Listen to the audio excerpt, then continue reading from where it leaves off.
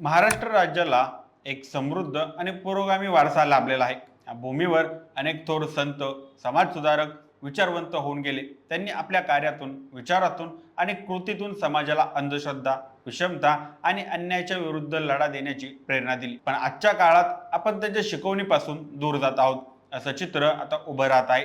माजी न्यायमूर्ती अभय ओक यांनी म्हटलं आहे की महाराष्ट्राने जर आपला हा पुरोगामी वारसा टिकवायचा असेल तर समाजाने अंधश्रद्धा त्याग करून वैज्ञानिक दृष्टीने स्वीकारायला हवा। आपल्या राज्यघटनेने देखील नागरिकांनी विचाराचा संघर्ष विचारांनी करावा असा संदेश त्यांनी दिला आहे। पण दुर्दैवाने आज अनेकांना आपल्या मूलभूत कर्तव्याची जाणीवच राहिली नाही।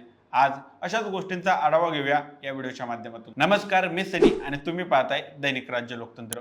महाराष्ट्रातील संतांनी आपल्या अभंग, कीर्तन, प्रवचन यातून समाज प्रबोधनाचं कार्य केलं।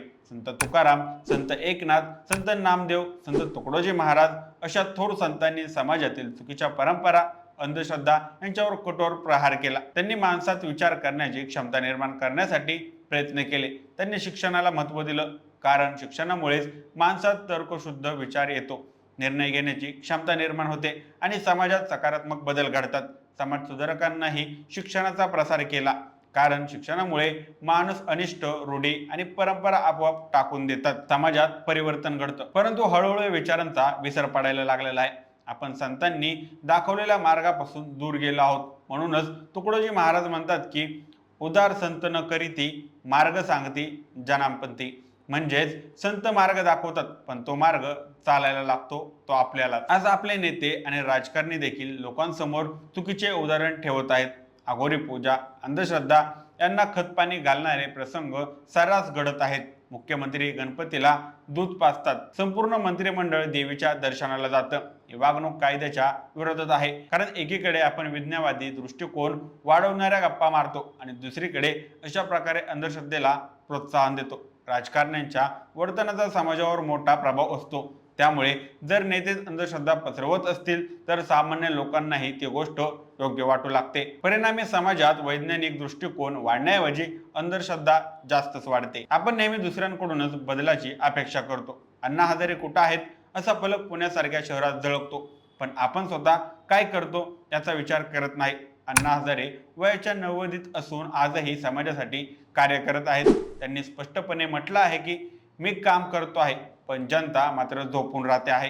हे योग्य नाही। बदल घडवायचा असेल तर तो दुसऱ्याकडूनही अपेक्षेनुसार चालत नाही। प्रत्येकाने आपल्यापासून सुरुवात करायला हवी। संत, समाजसुधारक, कार्यकर्ते यांचा एकच संदेश आहे, स्वतः बदला, समाज आपोआप बदलेल। सामाजिक परिवर्तनासाठी लोकसहभाग खूप महत्त्वाचा आहे। महाराष्ट्रात राणेगणी, सिद्धी, हिरवे बाजार, पाटोदा हे गावे याचे जिवंत उदाहरण आहेत। अण्णा हजारे यांच्या पुढाकारामुळे या गावांनी विकासाचे नवे मापदंड गाठले। स्वच्छता, पाणी व्यवस्थापन, लोकशिक्षण, ग्रामसभा यातून गावांनी विकास साधला। अण्णांच्या नेतृत्वाखाली माहिती अधिकार कायदा, दप्तर दिरंगाई कायदा, लोकपाल आणि लोकयुक्त यासारखे महत्त्वाचे कायदे अस्तित्वात आले। हे सगळं शक्य झालं कारण लोक अण्णांच्या मागे उभे राहिले।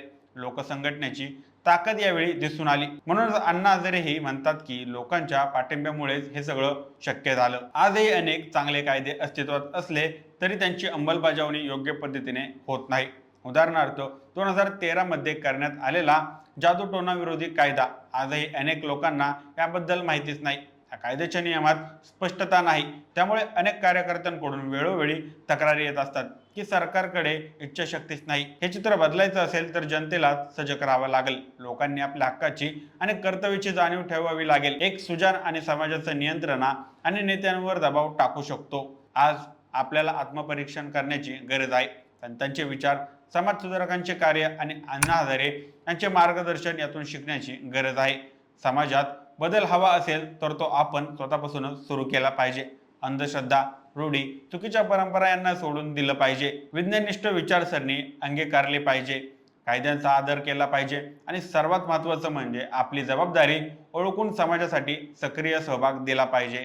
म्हणूनच महाराष्ट्राला लाभलेला हा पुरोगामी वारसा जपण्यासाठी प्रत्येकाने सजग, जागरूक आणि कर्तव्यदक्ष नागरिक होणं हीच आजच्या काळाची खरी गरज आहे। बाकी याबाबत तुम्हाला काय वाटतं आम्हाला कमेंट करून नक्की कळवा आणि जर दैनिक राज्य लोकतंत्र चॅनलवर नवीन असाल तर चॅनलला नक्की सबस्क्राईब करा। धन्यवाद।